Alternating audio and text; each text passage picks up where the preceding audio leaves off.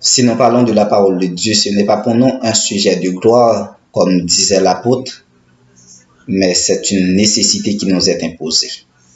Et malheur personnellement à moi, si je ne prêche pas l'évangile. Puisque cette parole fera l'objet du jugement dernier, nous allons tous être jugés à la barre du tribunal de Dieu avec cette parole qui est la Bible, frères et sœurs, chers amis. Et voilà pourquoi nous devons sonder cette parole, nous devons découvrir la vérité qui s'y trouve afin de pouvoir pratiquer cette vérité dans notre vie. Bonjour et bonsoir, toujours avec ce vif plaisir, ce sentiment d'amour et de joie de vous servir, toujours avec ce sentiment d'amour et de joie de parler de la part de celui qui nous aime, de parler de la part de celui qui nous a créés et de la part de celui qui veut que tous nous soyons sauvés, puisqu'aujourd'hui, nous vivons des périodes de controverse, nous vivons des périodes de confusion, controverse autour de la parole de Dieu, confusion autour de la Bible. Donc, la grande confusion, les blagues autour de la parole de Dieu, la grande confusion est autour de la Bible, puisque cette parole, la parole de Dieu, la vérité, et accouche une paupérisation de sectes religieux, une paupérisation de religion. Donc, c'est extrêmement difficile. Mais dans Jean chapitre 5, verset 39, en elle, en la parole de Dieu, nous pouvons tous avoir la vie éternelle. Et voilà pourquoi nous devons sonder ces Écritures. Donc, c'est un plaisir encore de vous servir. C'est un plaisir encore de nous être fidèles, de savoir que vous continuez à regarder les vidéos, que vous continuez à partager les études, continuez à le faire, frères et sœurs, chers amis, puisque si vous vous êtes engagés dans cette grande œuvre, si vous et moi, nous nous engageons à prêcher l'Évangile, donc le Seigneur ne manquera pas de nous bénir, le Seigneur ne manquera pas de déverser sur nous cette plus riche ondée de grâce et de bénédiction du ciel, puisque nous voulons que beaucoup plus de gens découvrent la vérité et pour être sauvés. Dans cette série d'études, je vous le rappelle, nous étudions différents sujets sur le retour de Jésus-Christ. Et nous avions déjà étudié trois sujets extrêmement importants. Le retour sera-t-il visible au secret? Le silence dans le ciel. Et dans la dernière étude, nous avions étudié deux catégories de gens qui vont être sauvés. Premièrement, c'est les morts en Christ qui devront être ressuscités. Et nous, les vivants, nous serons en un instant, en un clin d'œil, transformés pour rencontrer le Seigneur dans les airs, pour rencontrer le Seigneur sur les nuées.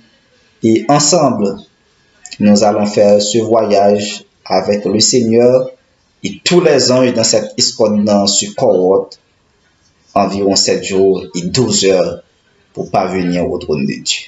Donc, je vous rassure, frères et sœurs, chers amis, si vous êtes engagés dans cette grande œuvre, si vous continuez à compter sur Dieu, si vous continuez à fixer vos yeux sur Jésus à son retour, lorsqu'il descendra du ciel avec tous les anges, vous et moi, nous serons tous du nombre des élus. C'est un privilège, frères et sœurs. Ce sera le vif plaisir, ce sera la joie et la joie pour toute l'éternité. Aujourd'hui, nous allons aborder un autre sujet, un autre point, puisque dans cette grande conquête que nous sommes engagés aujourd'hui, de prêcher la bonne nouvelle de l'Évangile, de parler de la part de celui qui nous aime, de parler de la part de celui qui veut que tous nous parvenions à la connaissance de la vérité pour être sauvés. Il y a une catégorie de gens, il y a un secte religieux et plusieurs sectes religieux qui se veut que les 144 000, ce sont ceux qui vont être sauvés. Les 144 000, c'est cette catégorie de gens qui vont être sauvés. Les 144 000, c'est ce nombre qui va être sauvé. Les 144 000, ce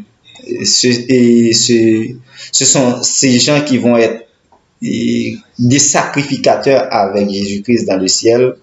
Et tandis que les autres personnes, les autres sauvés, resteront sur la terre. Donc voilà pourquoi aujourd'hui, nous allons étudier ensemble les 144 000. Qui sont-ils réellement? Ce texte, nous le retrouvons dans Apocalypse. C'est Apocalypse qui va nous révélation ça. Révélation des 144 000, puisque Jean les gagne une vision. Les gagne une vision des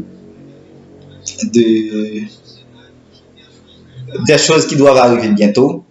Les gagne un panorama du ciel. Les gagne un panorama des choses à venir. Et voilà pourquoi nous tous sommes d'accord que l'Apocalypse signifie fin, signifie la fin de toutes les choses. Et Jean les décrit nous ça à travers Apocalypse chapitre 14, les 144 000. On regarde ensemble le texte bien rapide, les 144 000, qui sont-ils réellement? Apocalypse chapitre 14, et nous sommes au verset 1er. Je regardais, et voici l'agneau se tenait sur la montagne de Sion, et avec lui 144 000 personnes qui avaient son nom et le nom de son Père écrit dans leur front. Et si nous regardons au verset 2. Et j'entendis du ciel une voix, comme un bruit de gros eaux, comme le bruit d'un grand tonnerre. Et la voix que j'entendis était comme celle de joueur de harpe, jouant de la harpe. Verset 3. Et il chante un cantique nouveau devant le trône et devant les 4 êtres vivants et les vieillards. Et personne ne pouvait apprendre ce cantique si ce n'est les 144 000 qui avaient été rachetés de la terre. Au verset 4, ce sont ceux qui ne sont pas souillés avec des femmes, car ils sont vierges, et ils suivent l'agneau partout où il va. Ils ont été rachetés d'entre les hommes, comme les prémices pour Dieu et pour l'agneau. Et au verset 5, et dans leur bouche, il ne s'est point trouvé de mensonge, car ils sont irrépréhensibles. Donc Jean les décrit nous à partir d'Apocalypse chapitre 14 une catégorie de monde qui est irrépréhensible, une catégorie de sauvés qui est irrépréhensible. Parce qu'au verset 1er, il est dit, et Jean, je regardais les ouais, et sur la montagne se trouvaient 144 000 personnes avec l'agneau de Dieu qui c'est Jésus. Et il y a une description de Mounsayo. Mounsayo, il a chanté un cantique que personne d'autre monde pas capable de chanter. Et au verset 4, il dit que Mounsayo, c'est mon qui pas souillé avec deux femmes, yo vierge et yo irrépréhensible. Mais est-ce que cela sous-entend, puisque il y a une catégorie et qui fait comprendre que peut-être c'est monde qui pas jamais gagné une relation sexuelle parce que yo vierge, c'est des vierges, yo pas souillé avec des femmes, mais est-ce que c'est ça il texte ça réel? Est-ce que c'est ça il texte là? C'est des vierges. Histoire des vierges ça, si nous tournons dans Matthieu chapitre 25, il parlait de parabole des 10 vierges. Les 10 vierges, c'est pas 10 monde qui pas connaît et relation sexuelle, c'est pas de ça le dit. Mais tout c'est des monde qui étaient dans l'attente du retour de Jésus-Christ. C'est pas des monde qui pas souillé avec des femmes, c'est pas des monde qui pas de relation sexuelle. Mais c'est une catégorie de monde qui attend le retour de Jésus-Christ et voilà pourquoi nous tous cap servir bon Dieu les redétons des saints. Les saints, ce sont des saints. Et si nous regardons dans Apocalypse 14, verset 12, c'est ici la persévérance des saints. Mais ces saints qui sont-ils? Qui gardent les commandements de Dieu et la foi de Jésus.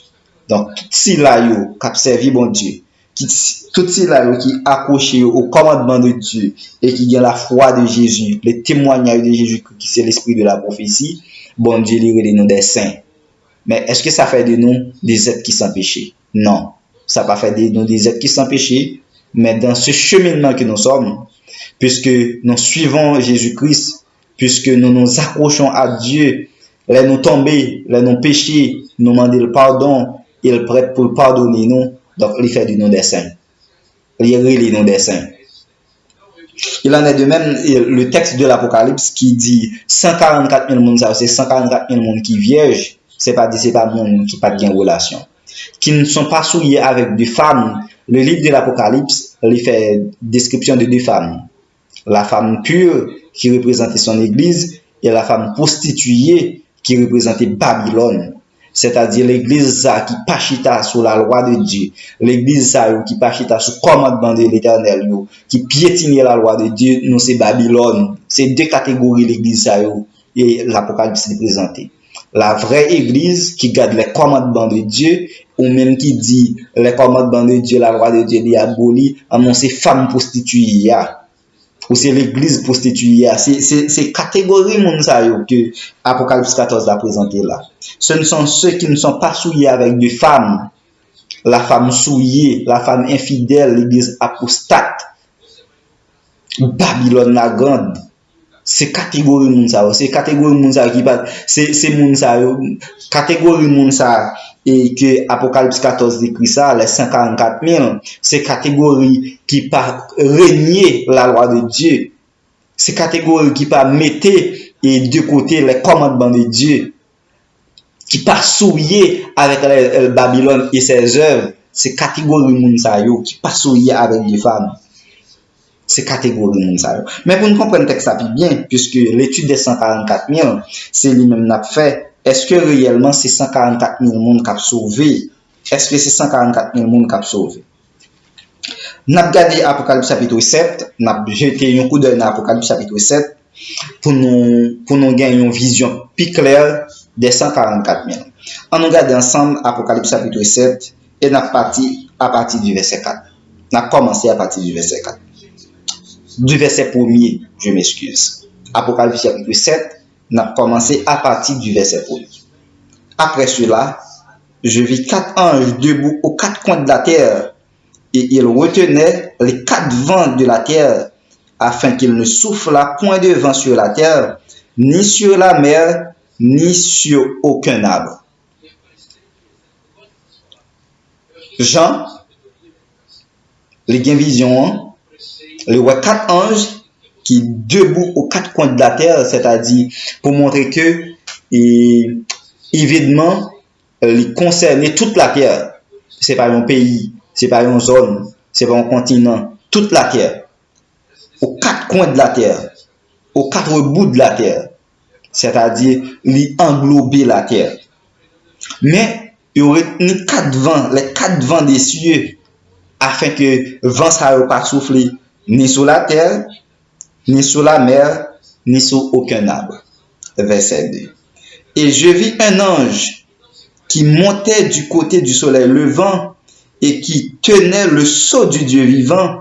Il cria d'une voix forte aux 4 anges à qui il avait été donné de faire du mal à la terre et à la mer, et il dit, verset 3, ne faites point de mal à la terre, ni à la mer, ni aux arbres, jusqu'à ce que nous ayons marqué du sceau le front des serviteurs de notre Dieu. Verset 4. Et j'entendis le nombre que de ceux qui avaient été marqués du sceau, 144 000 de toutes les tribus des fils d'Israël. Nous prenons texte ça pour nous mettre dans un contexte qui est très clair. L'étendue nombre qui marqué, verset 4, et j'entendis le nombre de ceux qui avaient été marqués du sceau, 144 000. Ça c'est tendé, j'entendais. Tendez, comprenez le texte bientôt, oui, frères et sœurs. Dans verset 4, et j'entendis le nombre de ceux qui avaient été marqués du sceau, 144 000 de toutes les tribus des fils d'Israël. C'est-à-dire, j'entendis nombre quantité de monde qui marqué du sceau, c'est 144 000. Mais depuis le verset 1er jusqu'à verset 3, nous devons gagner une vision aussi claire du texte. Même Jean le dit dans 1 Corinthiens chapitre 15, verset 51, nous ne mourrons pas tous. Nous ne mourrons pas tous. Au retour de Jésus-Christ, frères et sœurs, chers amis, il y a des vivants sur la terre.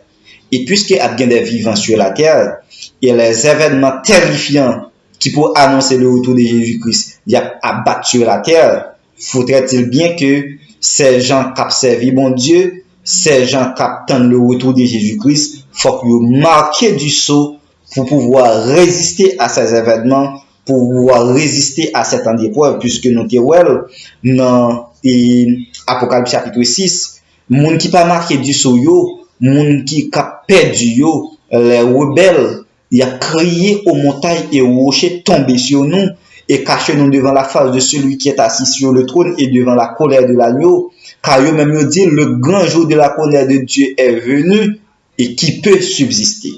Donc si on pas marqué du sceau, on pas capable de subsister. Si on pas marqué du front, on pas capable de subsister. Donc Jean, il tendait le nombre de ceux qui avaient été marqués qui du sceau 144 000. Ça c'est tendé le temps. Mais gon bagay, on veut nous comprendre. Et c'est ça qu'on comprend dans le texte. Au verset 9, il est dit, verset 5, verset 6, verset 7, c'est quantité de monde qui marqué dans toute tribu qui c'est 144 000. Mais toute tribu d'Israël, nous même je dis non c'est Israël par la foi, c'est pas dans le pays d'Israël, c'est pas dans le pays d'Israël. C'est tout le monde qui a servi bon Dieu d'Israël.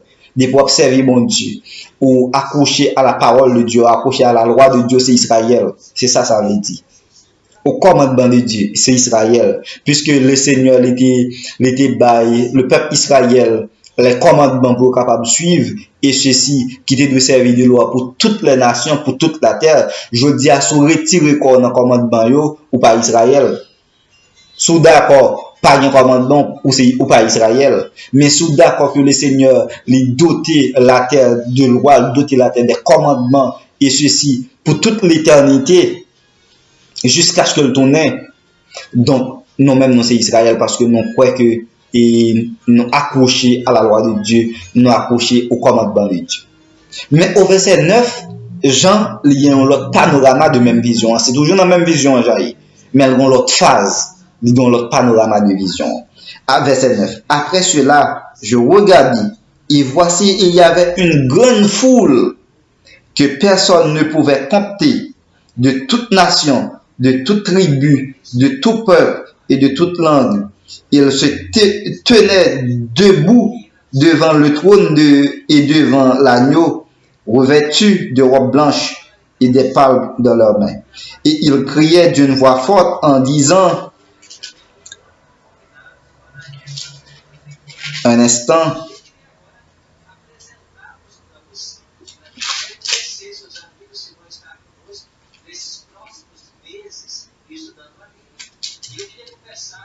le salut est à notre Dieu qui est assis sur le trône et à l'agneau. Et tous les anges se tenaient autour du trône et des vieillards et des 4 êtres vivants, et ils se prosternèrent sur leur face devant le trône et ils adorèrent Dieu. Donc, Jean, dans la première phase vision, il tendait nombre qui marquait à 144 000. Mais après cela, au verset 9, il gardait et il y a une grande foule que personne n'est capable de compter. Les 144 000 qui sont-ils réellement? Dernier esprit de la prophétie que nous fait froid là-dedans, l'esprit de la prophétie nous une vision de qui est 144 000 là. On regarde ensemble dans l'événement des derniers jours pour nous voir les 144 000 qui est réellement. Dans l'événement des derniers jours, chapitre 18, les 7 dernières plaies et les justes, il présente une description des 144 000.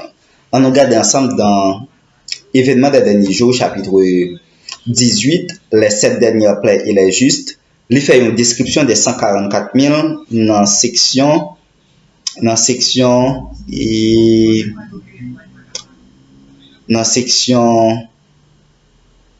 cherché pour nous dans section 979, il présente nous un panorama des 144 000.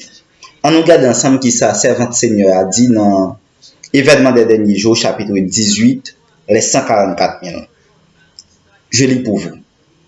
Il chante un cantique nouveau devant le trône, un cantique qu'aucun homme ne peut apprendre sauf les 144 000 c'est le chant de Moïse et de l'agneau, un cantique de délivrance.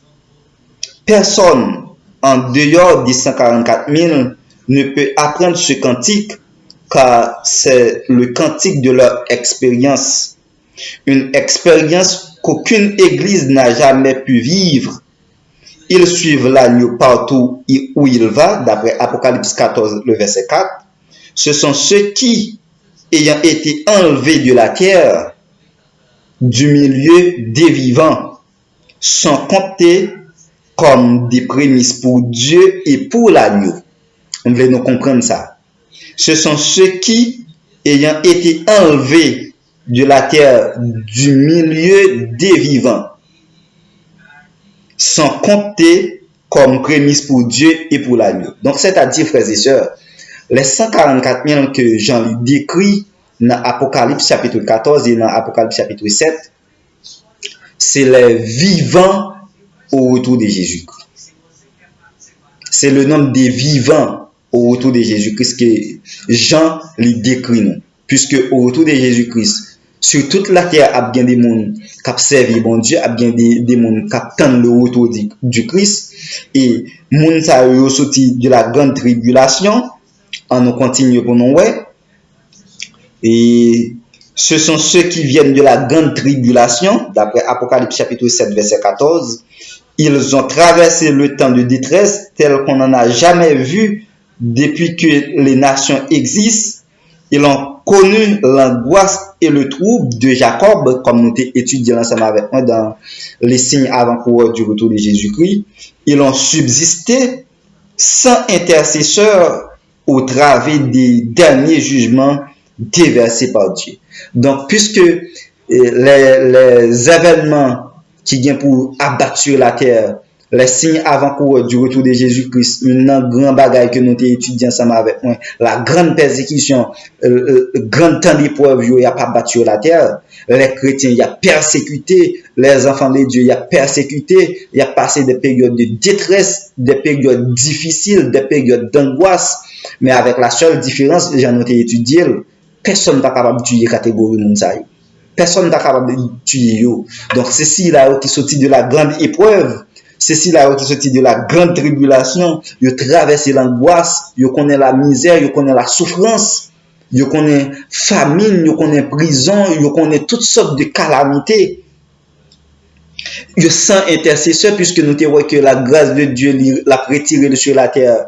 Donc, pas gagner intercesseur encore. C'est seulement relation ensemble avec Dieu. Pas gagner le pardon pour les impies. Donc, c'est catégorie Mounsayo. Le texte continue pour dire que le Seigneur ne désire pas qu'il entre dans une controverse sur des questions sans intérêt spirituel, telles que qui fait partie des 144 000. Ceux-là, les élus de Dieu, le sauront de façon indubitable dans peu de temps. Donc, nous-mêmes qui servi mon Dieu, nous-mêmes qui attendons le retour de Jésus-Christ, frères et sœurs, chers amis. Si jamais le Seigneur l'a tourné dans l'époque pas nous-mêmes qui servi mon Dieu, nous connaissons des périodes d'épreuve, nous connaissons des périodes difficiles, nous connaissons des périodes que la terre pas jamais connaît. Et puisque nous connaissons des épreuves que la terre pas jamais connaît, le Seigneur l'a déjà marqué nous de son sceau, n'a résisté à cette épreuve. Et c'est seulement nous-mêmes qui sommes capables d'écrire situation que nous vivons. C'est seulement nous-mêmes. Les morts en Christ qui ne connaissent pas période ça que nous vivons, ils ne peuvent pas décrire situation ça. Ils ne peuvent pas décrire temps ça. Et voilà pourquoi que situation ça c'est seulement nous-mêmes qui avons une bouche pour nous décrire parce que c'est nous-mêmes qui vivons. Donc les 144 000 frères et sœurs, c'est les 144 000 chrétiens vivants au retour de Jésus-Christ. C'est les 144 000 chrétiens vivants au retour de Jésus-Christ. Accompagnés des morts en Christ qui ont ressuscité ensemble pour nous rencontrer le Seigneur sur la nuit, constituer cette grande foule que Jean lit dans la vision. Dans Apocalypse chapitre 7, Jean lit tendait le nombre de ceux qui sont marqués du sceau 144 000 et après quoi nous voyons une grande foule que personne n'est pas capable de compter. Certes, Satan l'a bien monde comme sabol en mer qui a perdu ensemble avec lui. Mais le nombre des élus de Dieu, tout frères et sœurs, il y a pas pile. Comparativement à mon qui rejeté la parole de Dieu, et je dis, nous pas comprendre dans le réel, frères et sœurs. Combien de monde sur la terre qui vivent qui sont chrétiens? Il y a des sociétés même qui pas même monde ça que les bons dieux. Et si nous regardons pour nous quantité de monde à travers les réseaux sociaux aujourd'hui, quantité de monde à travers les médias sociaux qui parlent de la parole de Dieu comme fiction, qui parlent de questions paradis, de questions l'enfer comme illusion, c'est un pile, il y a beaucoup. Et il y a un pile de monde qui suit. Puisque Noël dans la Bible a gagné autant que les hommes a gagné démangeaison d'entendre la parole de Dieu, a gagné démangeaison pour nous entendre la vérité. Et si il y a une démangeaison pour nous entendre la vérité, quantité de monde qui a perdu à la pile. Mais le nombre des élus, tout frères et sœurs, nous ne sommes pas capable de compter. Nous ne sommes pas capables de compter. Parce que depuis Adam jusqu'à dernier monde qui a sauvé, c'est beaucoup. Donc, faites foi dans la parole de Dieu, frères et sœurs, chers amis. Comptez sur la parole de Dieu. Ce n'est pas 144 000 personnes seulement qui ont sauvé, non. Au retour de Jésus-Christ, il y a bien des vivants sur la terre, il y a bien des gens qui ont traversé ces temps d'épreuve. Donc, c'est des gens qui recevoir le sceau de Dieu pendant la période d'épreuve, puisque nous sommes lorsque la promulgation de la loi du dimanche est faite, Jésus-Christ a bien temps, et c'est tout le monde qui accroché à lui-même. Donc, catégorie de gens qui a été vivant au retour de Jésus-Christ, c'est les 144 000. Donc, heureux d'être avec vous, heureux de partager ces études avec vous. Continuez à vous abonner, continuez à partager. Nous vous donnons rendez-vous à une plus prochaine occasion. Merci de nous être fidèles. Merci de continuer à être fidèles à ce canal et à la prochaine.